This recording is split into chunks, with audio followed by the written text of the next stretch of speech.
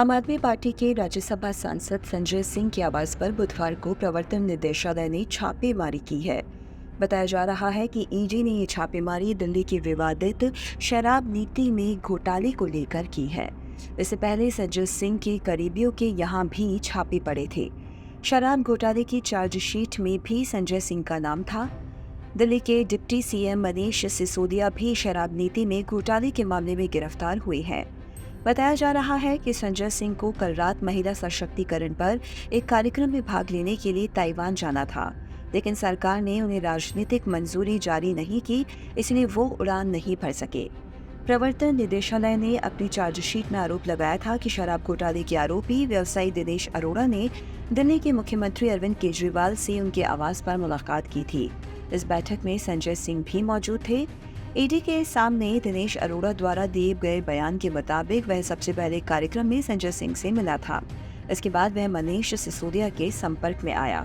सूत्रों का कहना है कि ये दिल्ली चुनाव से पहले आप नेता द्वारा आयोजित एक फंड जुटाने का कार्यक्रम था। चार्जशीट के मुताबिक संजय सिंह के कहने पर दिनेश अरोड़ा ने दिल्ली में आगामी चुनावों के लिए पार्टी फंड इकट्ठा करने के लिए कई रेस्तरां मालिकों से बात की।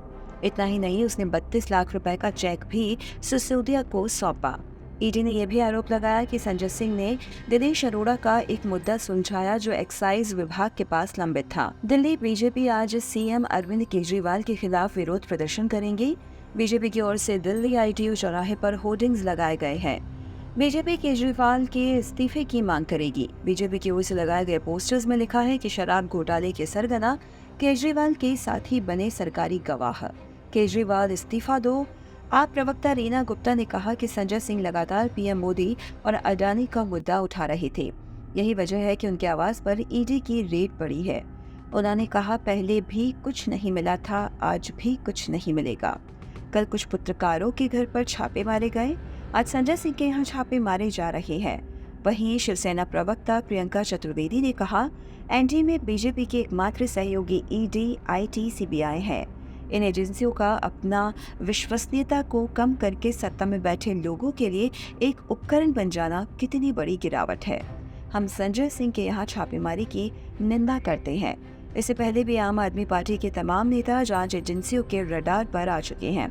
ईडी ने मनी लॉन्ड्रिंग मामले में पिछले साल मई में आप सरकार के मंत्री सत्येंद्र जैन को गिरफ्तार किया था।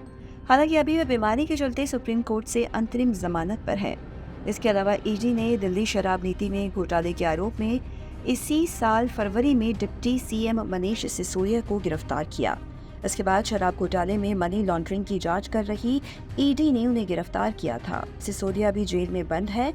हालांकि आम आदमी पार्टी के संयोजक अरविंद केजरीवाल अपने नेताओं को कट्टर ईमानदार बताते रहे हैं। मामला दिल्ली सरकार की नई शराब नीति 2021-22 से जुड़ा हुआ है। दिल्ली सरकार ने 17 नवंबर 2021 से दिल्ली में नई एक्साइज पॉलिसी लागू की थी। नई शराब नीति के तहत शराब का कारोबार पूरी तरह से निजी हाथों में सौंप दिया गया और दिल्ली सरकार इससे पूरी तरह बाहर आ गई थी। दिल्ली सरकार ने नई एक्साइज पॉलिसी लाने को लेकर माफिया राज खत्म करने का तर्क दिया था। ये भी दावा किया गया था कि इससे सरकार के राजस्व में भी इजाफा होगा। दिल्ली में नई एक्साइज पॉलिसी लागू हुई तो नतीजे सरकार के दावों के ठीक उलट आए। कहाँ सरकार ने राजस्व बढ़ने का दावा किया था और कहाँ नुकसान ही उठाना पड़ गया। 31 जुलाई 2022 को कैबिनेट नोट में सरकार ने माना कि भारी बिक्री के बावजूद रेवेन्यू का भारी नुकसान हुआ। नई एक्साइज पॉलिसी लागू होने के बाद राजस्व के नुकसान को लेकर दिल्ली सरकार आलोचनाओं के घेरे में आ गई, लेकिन इस नीति में गड़बड़ी का आरोप सबसे पहले लगाया केंद्र शासित प्रदेश के मुख्य सचिव नरेश कुमार ने। मुख्य सचिव नरेश कुमार ने उप राज्यपाल वीके सक्सेना को रिपोर्ट दी। इस रिपोर्ट में मुख्य सचिव ने एक्साइज पॉलिसी में गड़बड़ी के साथ ही डिप्टी सीएम मनीष सिसोदिया पर शराब कारोबारियों को अनुचित लाभ पहुंचाने का भी आरोप लगाया। दिल्ली के एलजी ने मुख्य सचिव की रिपोर्ट के आधार पर 22 जुलाई 2022 को सीबीआई जांच की सिफारिश की थी। एलजी की सिफारिश के बाद सीबीआई ने केस दर्ज कर मामले की जांच शुरू की और केंद्रीय एजेंसी ने अब डिप्टी सीएम मनीष सिसोदिया को इस मामले में गिरफ्तार कर लिया है।